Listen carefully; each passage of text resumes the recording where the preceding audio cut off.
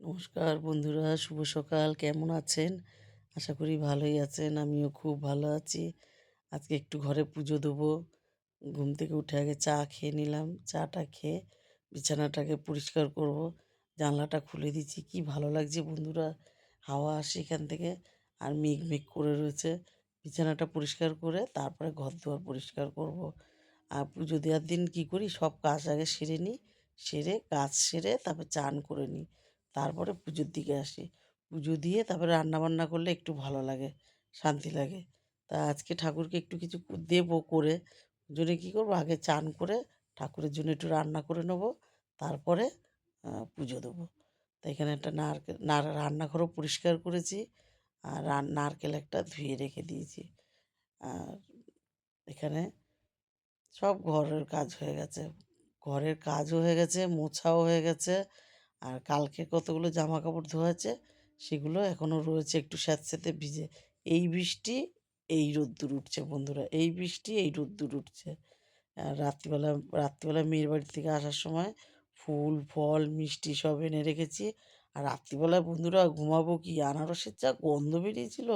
সে মিষ্টি একটা গন্ধ, জানেন না তো। তা যাই হোক, আর আনারসের গায়ে না কেমন ছোটো ছোটো সেই আসে, এত মিষ্টি এটা। আর ঠাকুরের বাসনটা বোন ধুয়ে দিয়েছে। বোন একটা বাসন ধুতে যেয়ে কাণ্ড করেছে, সেটা পরে দেখাচ্ছি। গপুকে চান করিয়ে নিয়েছি আমি আগে। আমি চান টান করে এসে আগে গপুকে চান করিয়ে নিয়েছি। ঠাকুরের ফলগুলো সব ধুয়ে নিয়েছি। এবারে ঠাকুরের ফুল দিয়ে ঠাকুরগুলোকে ফুল দিয়ে সাজিয়ে, আর ঠাকুরের বাটাগুলো সাজিয়েছি, শুধু লুচিগুলো করতে বাকি বন্ধুরা। লুচি করলে তারপরে দেব, নিবেদন করব ঠাকুরকে। তা ফুল দিয়ে সাজিয়ে নিলাম, গপুকে নতুন ড্রেস পরিয়ে নিলাম, সব করে নিয়েছি। এবারে পুজোটা দেব বন্ধুরা। তাই যে এই যে পুজো, এইখানেও ঠাকুর আছে, আবার এই রথের মধ্যেও ঠাকুর আছে। দুরকম ঠাকুর আছে। তা যাই হোক, আমি সব গুছিয়ে নিয়েছি। কী হয়েছে, আজকে ছোট প্রদীপটা দিয়ে পুজো দিতে হবে। এই যে বড় প্রদীপের এটা বোন ধুয়েছে আজকে। আর এই ভিতরে যেটাতে সলতে ভরি, ওইটা না হারিয়ে ফেলেছে মানে কি, ঠাকুরের ফুলের সাথে ফেলে দিয়েছে নিচে। তা ওটা তো মনে হচ্ছে না যে আর পাওয়া যাবে। তা যাই হোক, এটা দিয়ে আজকে পুজো দিয়ে নেব। এই ছোট প্রদীপটা দিয়ে পুজো দিতে বসেও গেছি। লুচি সাজিয়ে নিয়ে ঠাকুরকে দিয়েছি। পুজো দেওয়ার সময় আজকে লুচি দিয়েছি, ছোলার ডাল দিয়েছি, সুজি দিয়েছি, আর মিষ্টি দিয়েছি, আর ফল ফল দিয়েছি। তাই এই দিয়েই রথের পুজোটা আগে করে নিলাম। বড় নাতির উল্টো রথে। আর আজকের দিনেই জানেন বন্ধুরা, আমি 1 বছর হলো এই বাড়িটায় এসেছি। আজকে এই বাড়িতে 1 বছর হয়েছে এসেছি। আর আজকের দিনে, গত বছরে কি বৃষ্টি! আগের দিনও বৃষ্টি, পরের দিনও বৃষ্টি। এত বৃষ্টি ছিল। কিন্তু এখন আজকে যে বৃষ্টিটা হয়েছে বা কালকে যা বৃষ্টিটা হয়েছে, ওটা নেয়ার মতন কোনো মানে ব্যাপার না। আর আগেরবারে আমি যখন বাজারে গেছি, আগের বছরে, মানে আমাকে রাস্তায় এই হাঁটু পর্যন্ত জলে দাঁড়িয়ে রয়েছি। আর বাজারে 1 ঘন্টার বাজার আমি 7 ঘন্টা লাগিয়েছি সেখানে। মানে কিছুতেই মানে বেরোতে পারছি না, এত বৃষ্টি। বাজারের মধ্যে আটকে গেছিলাম। যাই হোক, পুজোটা তো দিয়ে নিলাম। আর এখানে উম আজকে বাবা মাকেও একটু জল মিষ্টি দিয়েছি।